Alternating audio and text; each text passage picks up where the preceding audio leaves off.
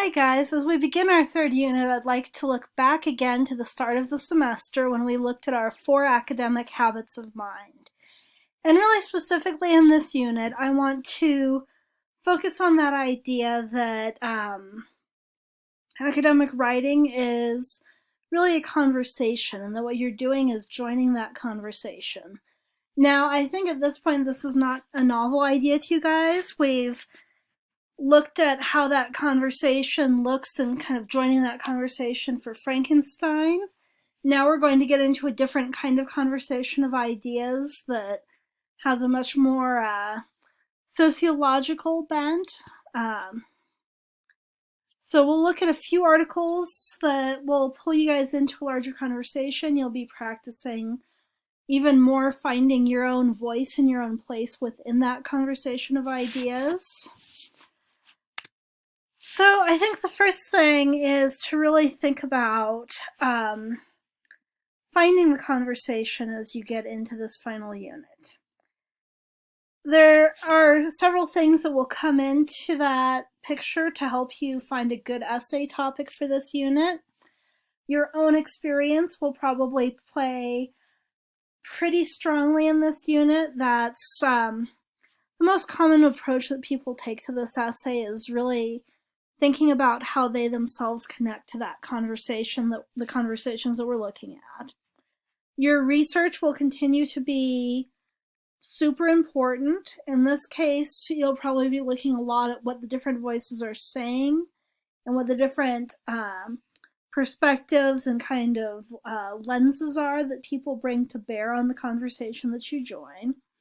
And then, of course, anytime you're writing for school, you're looking at an assignment. That assignment can give you ideas about how to jump into that. It can give you ideas about what kinds of topics you need to cover. In the case of this project, your assignment is going to be fairly open-ended. I'm going to want you to use one of the articles that we look at least one, if not more. And I'm going to want you to really find a thread of the conversation that you can follow through. So we'll look at that a little later. But eventually, as you look at all these elements of the conversation, you'll find the place that you fit.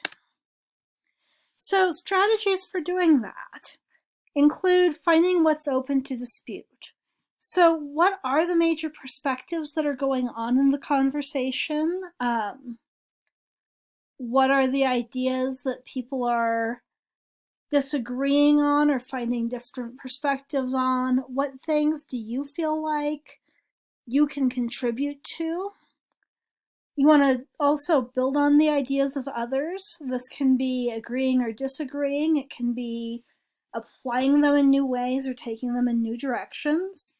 So in some ways that can look back to our Tatum discussion when we looked at Tatum and Frankenstein and we thought about how we could bring different texts to play in understanding Tatum better. I started you guys off with Frankenstein, but I know we also had conversations that looked at things like Zootopia in relation to that text, real life in relation to that text, so how people's treatment in real life might impact, treatment in their own lives might impact their understanding of Tatum. So you can really build on that. You're going to want to explore multiple perspectives within the conversation. So look at what a number of people are saying, what are the different perspectives, what are the different experiences coming into play, and really do try to apply those ideas to your own interests. And I think as a student, generally, this can be difficult to do sometimes, but it's part of what makes higher education, I think especially, so rewarding, is just thinking about how your interests and ideas and experiences fit with whatever your content is that you're looking at. You know, how can you take this and really make it your own? So, some ways to get into joining the conversation as you think about writing a paper, responding to the conversation in some way. Review the conversation. So you might start in an essay by talking about what the different voices are, or what are the different threads that come into play with the conversation. You might respond to the ideas. Do you agree? Do you disagree? Do you have some different perspective? You might think about the implications of the ideas. So, knowing what we know, for example, about oppositional identity formation. What are the implications for our society and for the way that we raise kids? Can that text inform the way that we approach other people in some way? And I think in the Tatum discussion, I saw a few of you really looking at that question of what do we do with this information once we have it? What do we do with that understanding, especially once we've applied it to Frankenstein as well and really thought about the bigger picture of those ideas? You might introduce conflicting points of view. So, where do people agree? Where do people disagree, right? My fully online class uses a curriculum that I didn't write, but it's always a really interesting curriculum to me to teach, because part of what they have to do is look at questions that are being debated and think about what the different points of view are. So one of the ideas that they look at is the question of the value of online degrees. So conflicting points of view. Some people feel like online degrees are really the way of the future and that you get the same quality of education with a lot more flexibility. Other people feel that online degrees are a lot more open to poor practices, to cheating, to kind of the idea of a diploma mill where people think that maybe online education is easier or less rigorous in some way. So part of what they have to do is come up with those two ideas from a group of readings. So as we do our readings, I want you guys to think of the same things. What might people say who don't agree with our authors? For your research, go find those people. And then, of course, you're going to position yourself in that conversation. Which thread do you agree with? Do you find yourself agreeing with more than one in different ways? So as we go, just think about how you fit. All right. And I have a little more on this. So once you understand what the conversation is, and you're familiar with the main threads of a conversation, you need to think about your interests and ideas and experiences. What do you have to say? What do you believe about the topic? Do you want to explore an idea further? So again, I know I've said this already, but you are what makes this conversation, what makes continuing the conversation interesting.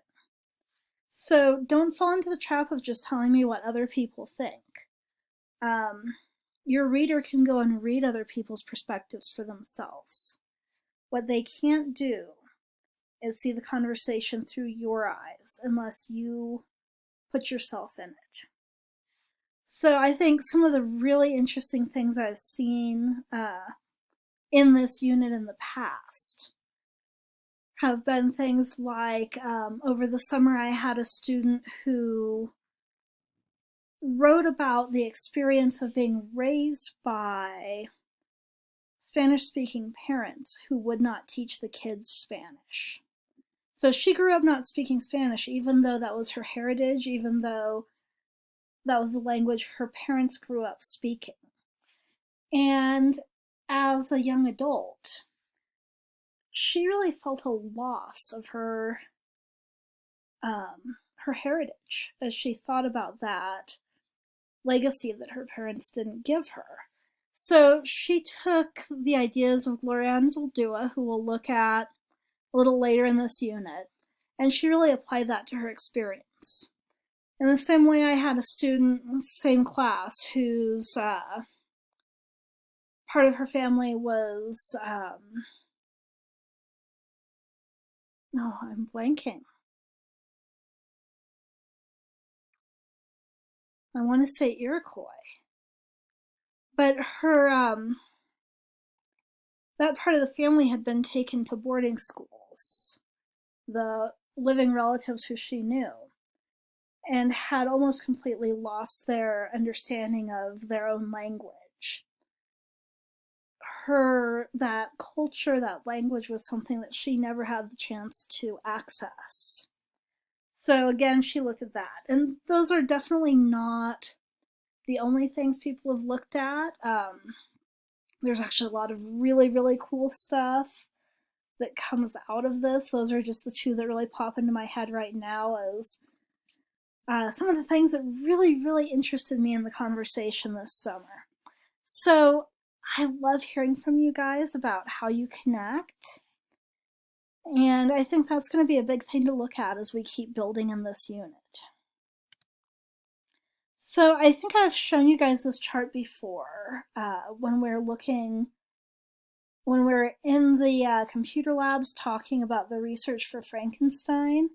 But I wanted to bring this back to you guys. So one really good way to think about how you're going to join the conversation is to think about how ideas intersect. And I will probably have you guys at some point fill out a chart like this as part of our processing work. This really just has you think about starting with what your source is, what it says, thinking about how that author connects with other authors and where that author differs. So we'll look at that more as we go through this unit. All right, that's the end of the Joining the Conversation lecture. We'll have one more lecture and then you'll have a worksheet to complete for this unit. I'll see you in the next lecture.